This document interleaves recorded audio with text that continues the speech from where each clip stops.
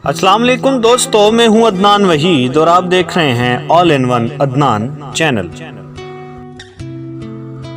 हज़रत रबी बिन सुलेमान अलैहिर्रहमत फरमाते हैं, मैं हज के लिए जा रहा था, मेरे साथ मेरे साथी भी थे। जब हम कूफा पहुँचे तो वहाँ ज़रूरियात सफ़र ख़रीदने के लिए बाज़ारों में घूम रहे थे कि देखा एक वीरान सी जगह में एक खच्चर मरा हुआ था। एक औरत जिसके कपड़े बहुत पुराने और बोसीदा थे, चाकू लिए हुए उसके गोश्त के टुकड़े काट काट कर एक ज़ंबील में डाल रही थी।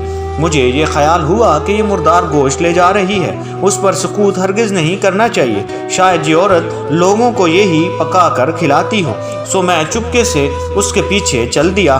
वो औरत एक बड़े मकान में पहुंची। उसने जाकर दरवाज़ा खटखटाया। अंदर से आवाज़ आई, कौन है? उसने कहा, मैं ही हूँ, दरवाज़ा खोलो। दरवाज़ा खोला गया और घर में 4 लड़कियाँ नजर आईं, जिनके चेहरे से बदहाली और मुसीबत के आसार जाहिर हो रहे थे। वो औरत अंदर आ गई और ज़ंबील उन लड़कियों के सामने रख दी। मैं दरवाजे की दर्जों से झांक कर ये सब कुछ देख रहा था। मैंने देखा कि उनका घर बर्बाद और खाली था। उस औरत ने रोते हुए लड़कियों से कहा, इसी को पका लो और अल्लाह का शुक्र अदा करो। वो लड़कियां गोश्त काट कर उसको आग पर भूनने लगीं। मुझे बहुत तकलीफ़ हुई। मैंने बाहर से आवाज़ दी, ए अल्लाह की बंदी, अल्लाह के वास्ते इसको ना खा। वो कहने लगी, तू कौन है? मैंने कहा, मैं एक परदेसी आदमी हूँ। उसने जवाब दिया, तू हमसे क्या चाहता है? 3 साल से ना हमारा कोई मददगार है और ना ही हमारा कोई पुरसान हाल है। तू क्या चाहता है? मैंने कहा, मजूसियों के एक फ़िरके के सिवा मुर्दार का खाना किसी मज़हब में जायज़ नहीं। वो कहने लगी, हम ख़ानदान नबूवत के शरीफ सैयद हैं। इन लड़कियों का बाप बड़ा शरीफ आदमी था। वो अपने ही जैसों से इनका निगाह करना चाहता था, लेकिन नौबत ना आई। उसका इंतकाल हो गया। जो तरका उसने छोड़ा था वो सब ख़त्म हो गया। हमें मालूम है कि मुर्दार खाना जायज़ नहीं, लेकिन इस्तरार में जायज़ होता है। हमारा 4 दिन का फाका है।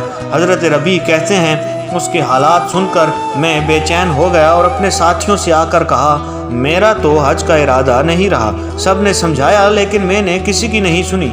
मैंने अपने कपड़े, एहराम और बाकी चीज़ें जो मेरे पास थी वो सब ली और नकद 600 दिरहम वो भी लिए और इनमें से 100 दिरहम का आटा ख़रीदा और बाकी दिरहम आटे में छुपाकर उसी बुढ़िया के घर पहुंचा आया और ये सब सामान और आटा वगैरह उसको दे दिया। उसने शुक्रिया अदा किया और कहने लगी, ऐ इब्ने सुलेमान, अल्लाह तेरे अगले पिछले गुनाह माफ़ करे और तुझे हज का सवाब अता करे और अपनी जन्नत में तुझे जगह अता फरमाए और ऐसा बदल अता फरमाए जो तुझे भी ज़ाहिर हो जाए।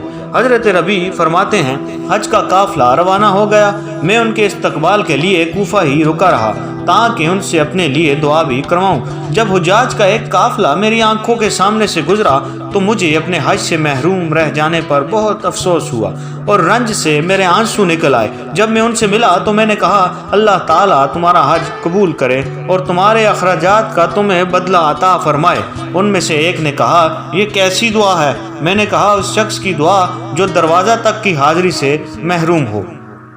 वो कहने लगे, बड़े ताज्जुब की बात है, अब तू इससे भी इनकार करता है कि तू हमारे साथ अरफात के मैदान में न था? तूने हमारे साथ रमी और जुमरात नहीं की?